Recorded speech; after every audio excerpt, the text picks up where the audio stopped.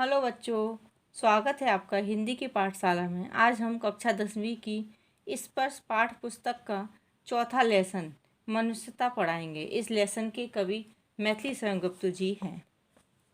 पहला अंतरा। विचार लो कि मृत्यु होना, मृत्यु से डरो कभी, मरो परंतु यो मरो की याद जो करे सभी। हुई ना यो में सुमृत्यु तो वृथा मरे वृथा जिए। मरा नहीं वही कि जो जिया ना आपके लिए, वही पशु प्रवृत्ति है कि आप ही चरें। वही मनुष्य है जी जो मनुष्य के लिए मरे। इसका भावार्थ क्या है? कवि कहते हैं कि हे मनुष्यों, यह अच्छी तरह से तुम विचार कर लो कि मनुष्य जीवन नश्वर है, अतः मृत्यु निश्चित है और एक दिन सभी को मरना है। इसलिए हमें मरने से नहीं डरना है, बल्कि हमें ऐसे काम करना है, ऐसे अच्छे अच्छे काम करना है, ऐसे परोपकारी काम करना है कि हमें मेरे मरने के बाद भी सभी आपको याद करें। हम ऐसी मृत्यु जिसमें सभी मरने के बाद भी याद करते हैं, वो मृत्यु को हम सुमृत्यु बोलते हैं। और हमारा जीना मरना, अगर हमें ऐसी सुमृत्यु प्राप्त नहीं होती है तो हमारा जीना और मरना व्यर्थ है। हमें परोपकार करना चाहिए, दूसरों की भलाई के लिए काम करना चाहिए, और जो परोपकारी लोग होते हैं वो अमर हो जाते हैं। तो ऐसे सिर्फ अपने लिए जीना ये क्या है? पशु प्रवृत्ति होते हैं, जो पशु होते हैं, जानवर होते हैं, वो सिर्फ अपने लिए ही जीते हैं।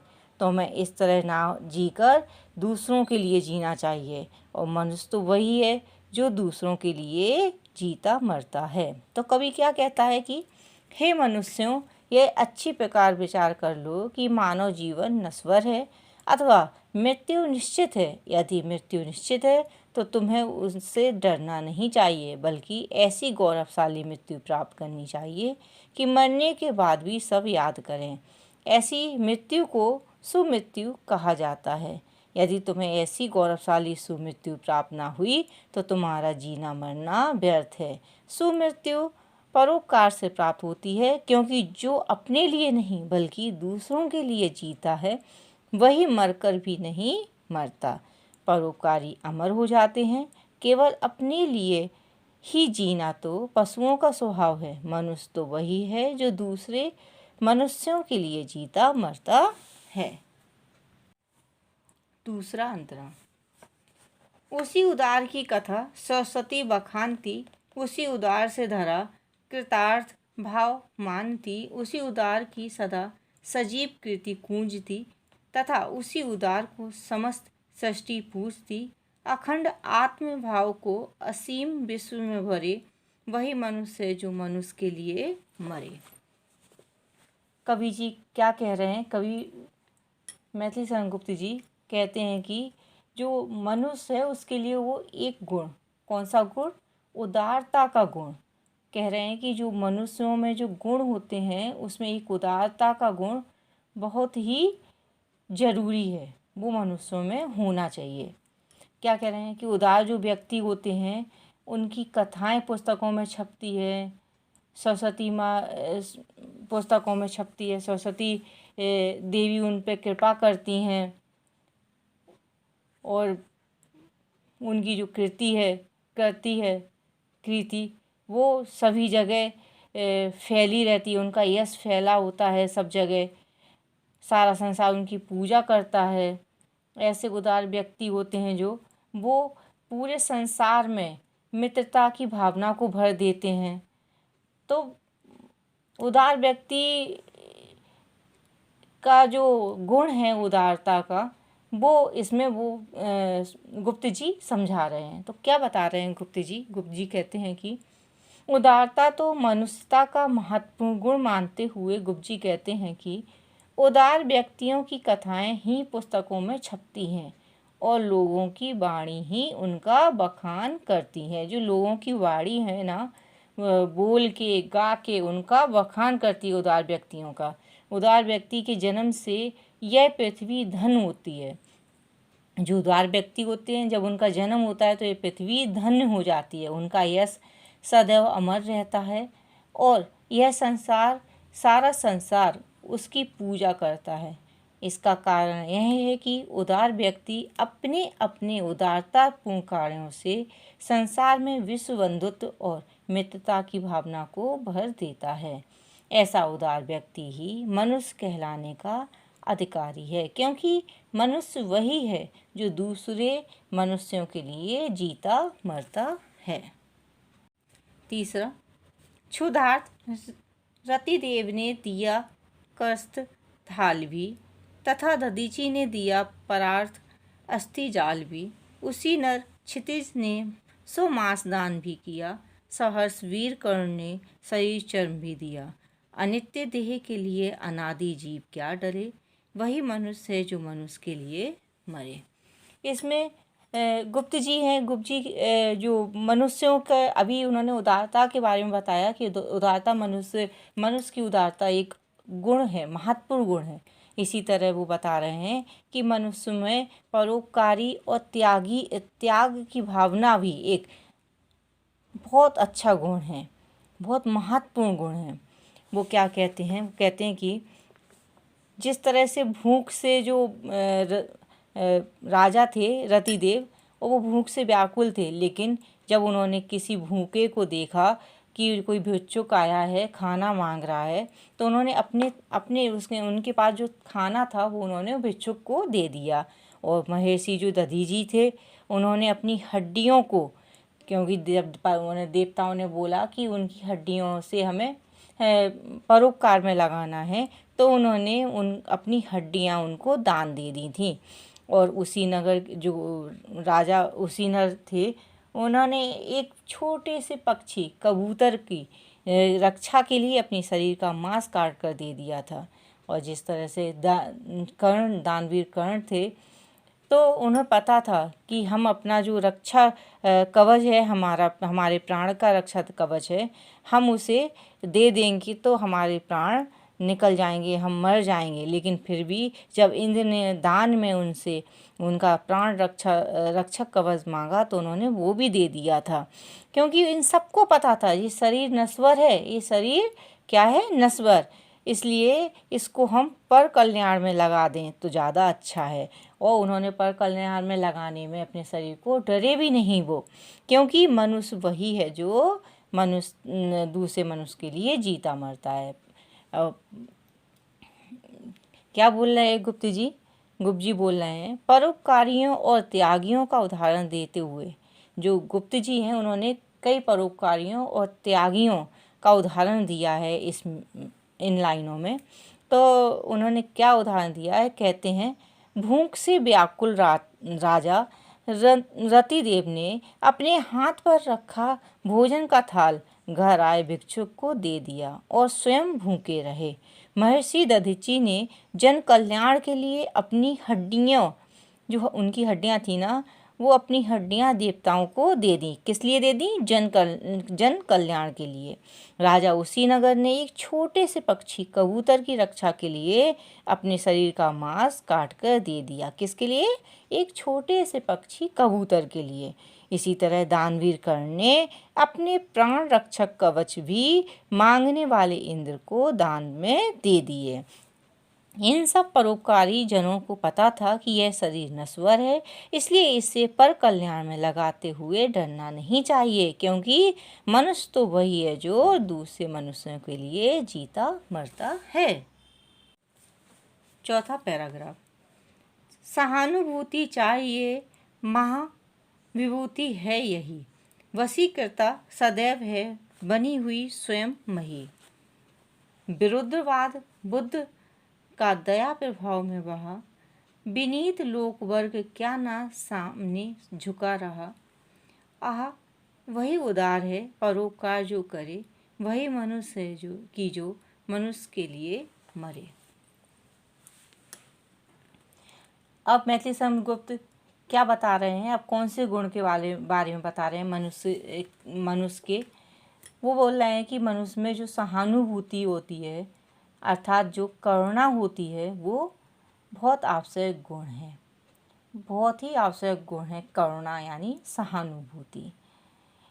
वो बता रहे हैं कि जब जिसमें ये गुण होता है ना तो सारा संसार स्वयं उसका वशीभूत हो जाता है, मतलब संसार ही उसका वशीभूत होता है जिस मनुष्य में करुणा का गुण होता है, सहानुभूति का गुण होता है।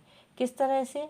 जैसे बुद्ध थे, भगवान बुद्ध, उनमें करुणा का गुण था, वो बहुत करुणामयी थे। वो उन्होंने उनके विरुद्ध में कई धर्म थे, मतलब बहुत विरोध करते थे, कई धर्म ऐसे थे जो उनका विरोध किया करते थे, लेकिन उनकी जो करुणा थी उसमें वो सब बह गए, वो भी उनके अनुयायी बन गए थे।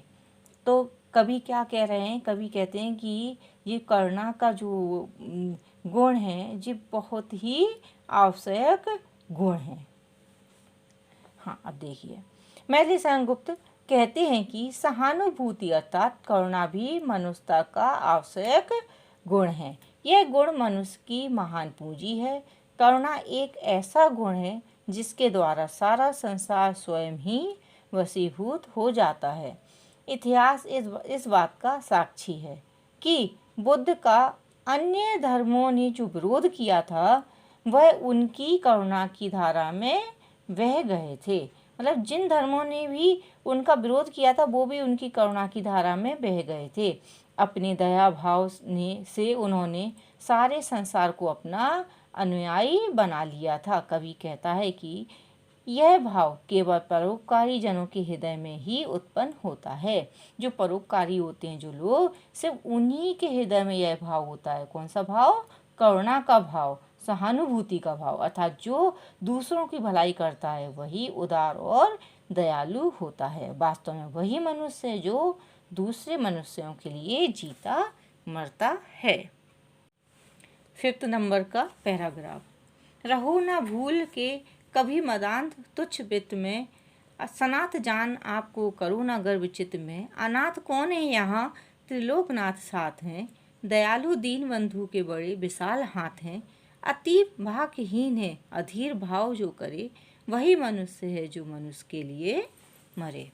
यहाँ पे गुप्त जी क्या कहना चाहते हैं? गुप्त जी कहना चाहते हैं कि कई मनुष्य ऐसे होते हैं जो धन की प्राप्ति के लिए मतलब मुझे धन मिल जाए इसके लिए वो बहुत आतुर रहते हैं। वो कहते हैं बहुत सारा हमारे धन हो जाए हमारे पास।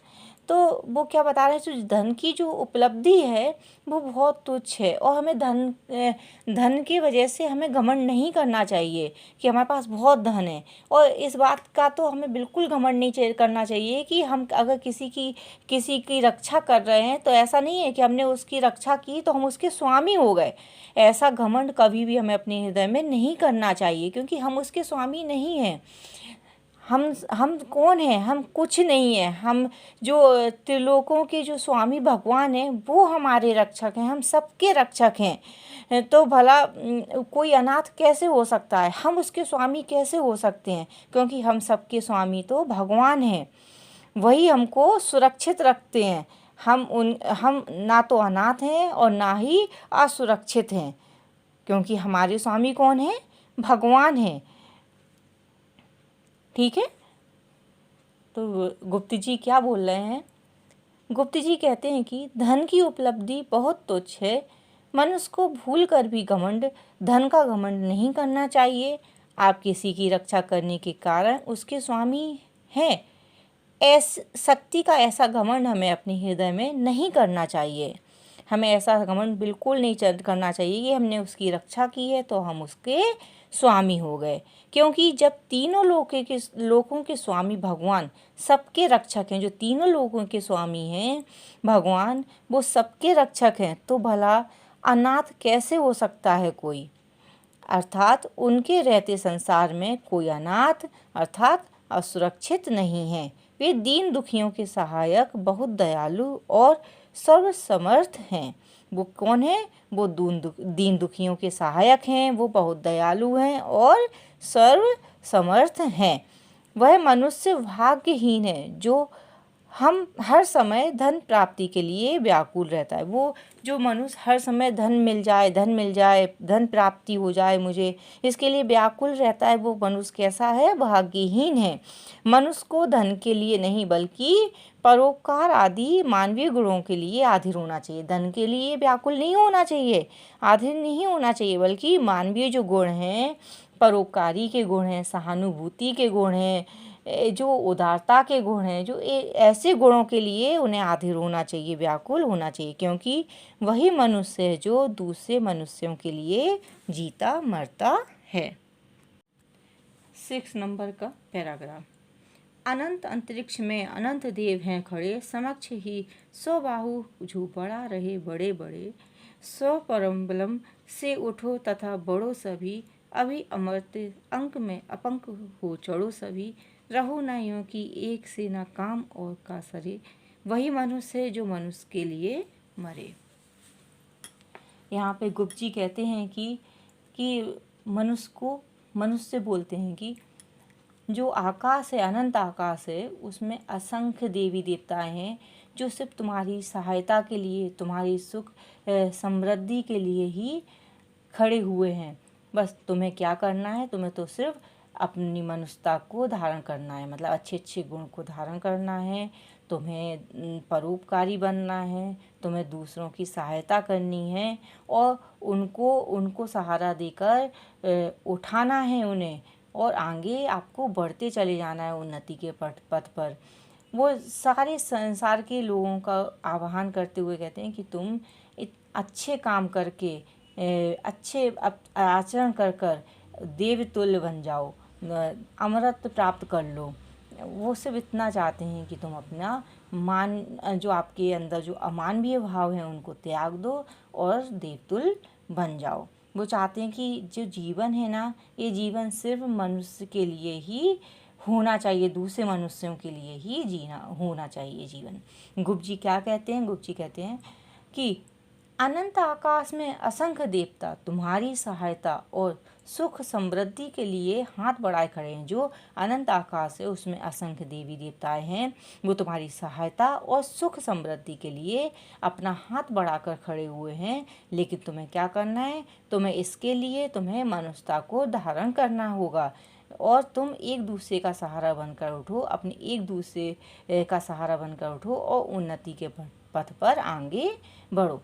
कवि संसार के सभी लोगों को आह्वान करते हुए कहते हैं कि अपने आचरण को पवित्र बनाकर अमृत यानी देवत्व को प्राप्त करो। कहने का आशय यह है कि तुम, ये सारी बातों का कहने का क्या आशय यह है कि तुम अमानवीय भावों को त्याग कर, जो तुम्हारे अंदर जो अवगुण हैं, ऐसे भावों को त्याग कर तुम मनुष्यता को धारण करो और देवतुल्य बन जाओ। तुम्हारा जीवन ऐसा नहीं होना चाहिए कि एक दूसरे के काम ना आओ, तुम्हारा जीवन ऐसा होना चाहिए कि तुम एक दूसरे के काम आओ, क्योंकि वास्तव में वही मनुष्य है जो दूसरे मनुष्यों के लिए जीता मरता है। 7 नंबर का पैराग्राफ। मनुष्य मात्र बंधु है, वही बड़ा विवेक है। पुराण पुरुष स्वयंभू पिता प्रसिद्ध एक है। फलानुसार कर्म के अवश्य वह भेद है, परंतु अंतरैक्य में प्राणभूत वेद है। अनर्थ है कि बंधु ही ना बंधु की व्यथा हरे, वही मनुष्य है कि जो मनुष्य के लिए मरे। गुप्त जी बता रहे हैं, गुप्त जी क्या कहते हैं मनुष्यों से कहते हैं कि तो तुम्हारा जो सबसे बड़ा गुण वो क्या है? विवेक। क्या है कि मनुष्य में सबसे बड़ा विवेक होना, मनुष्य में विवेक होना चाहिए, क्योंकि ऐसा और मनुष्य संसार के सभी मनुष्यों को एक दूसरे को अपना भाई बंधु समझना चाहिए कि ये हमारे भाई हैं। सभी को क्या समझना चाहिए? भाई समझना चाहिए। तो पर गुप्त जी कहते हैं कि हम वैसे तो सभी हम भाई हैं, क्योंकि जो हमारे पिता हैं वो एक परमात्मा है, वह स्वयंभू हैं, एकमात्र पुरुष हैं, वही सबके जन्मदाता भी हैं। तो जब एक ही पिता हैं तो हम उनकी सभी संतान हुए। तो जब सभी संतान हैं और एक ही हमारे पिता हैं तो हम क्या भाई हुए? हम सब क्या हैं? भाई बंधु हैं। तो हमें मतलब हमें एक दूसरे की हेल्प करनी चाहिए। ऐसा नहीं होना चाहिए कि हम एक दूसरे को पीड़ा दें, बल्कि हमें अपने भाइयों की पीड़ा को हरना चाहिए, दूर करना चाहिए पीड़ा को। हम सभी आंतरिक दृष्टि से तो हम एक ही हैं। अब बाहर दृष्टि से देखा जाए तो जैसे कि जिसने जैसा कर्म किया है उस हिसाब से उनको उस हिसाब से जन्म मिला है, लेकिन आंतरिक दृष्टि से तो हम एक ही हैं। इसलिए हमको अपने भाइयों की पीड़ा को दूर करने की कोशिश करना चाहिए। गुरु जी कहते हैं कि मनुष्य का सबसे बड़ा विवेक वही है कि वह संसार के सभी मनुष्यों को अपना भाई समझे। क्या विवेक है कि हमें हमेशा संसार के सभी मनुष्यों को अपना भाई समझना चाहिए। वास्तव में सभी मनुष्य परस्पर बंधु हैं। जो मनुष्य हैं वो सभी परस्पर मतलब एक दूसरे के बंधु हैं। यह बात सत्य भी है, क्योंकि पुराणों में भी परमात्मा को सभी मनुष्यों का एकमात्र पिता बताया गया है। पर देखो, पुराणों में भी बताया गया है कि जो मनुष्य सभी मनुष्यों का एकमात्र पिता कौन है? भगवान ही है। वह स्वयंभू है, वही एकमात्र पुरुष है और वही सबका जन्मदाता है। यह तो ठीक है कि कर्म के फलानुसार सब भिन्न भिन्न दिखाई देते हैं, क्योंकि जो जैसा कर्म करता है वैसा ही जन्म उसे मिलता है, परंतु आंतरिक दृष्टि से सब एक ही हैं। वेद इस आंतरिक एकता का प्रमाण है। इसलिए यह सबसे बड़ा पाप है कि एक भाई अपने दूसरे भाई की पीड़ा को ना हरे, ना दूर करे, क्योंकि वास्तव में मनुष्य वही है जो दूसरे मनुष्यों के लिए जीता मरता है। 8 नंबर का पैराग्राफ, यह लास्ट पैराग्राफ है।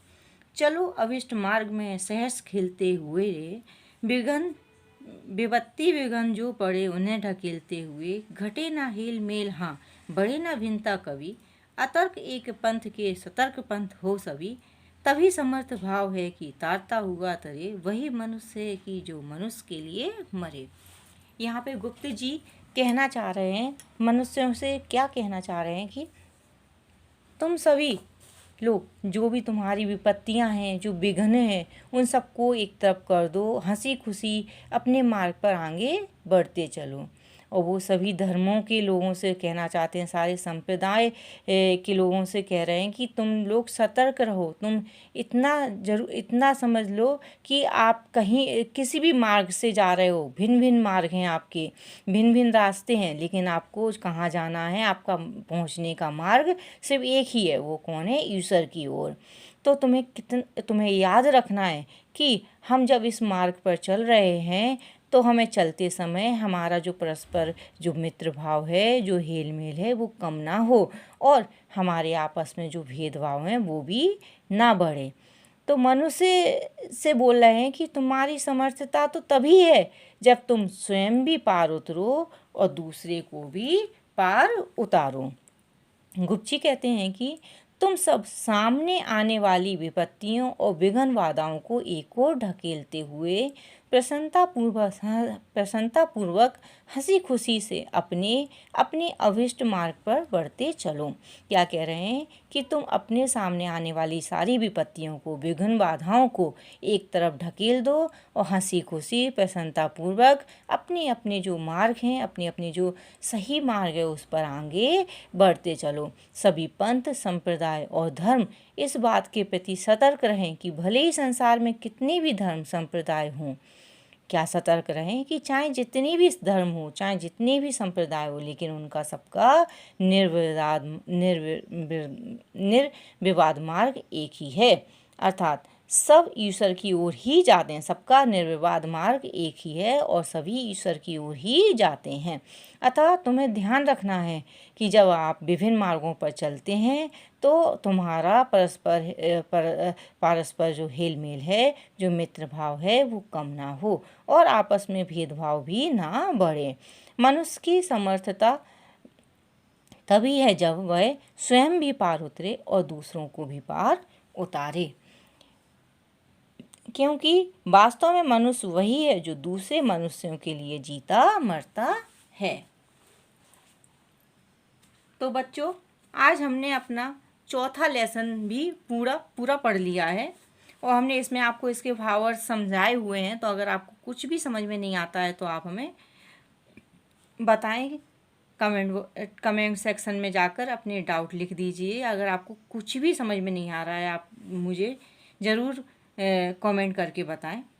एंड लाइक, सब्सक्राइब और कमेंट ज़रूर करें, और कमेंट करके बताइए कि आपको यह वीडियो कैसा लगा। हम वापस मिलेंगे अपने दूसरे वीडियो के साथ। धन्यवाद। Bye bye. Take care.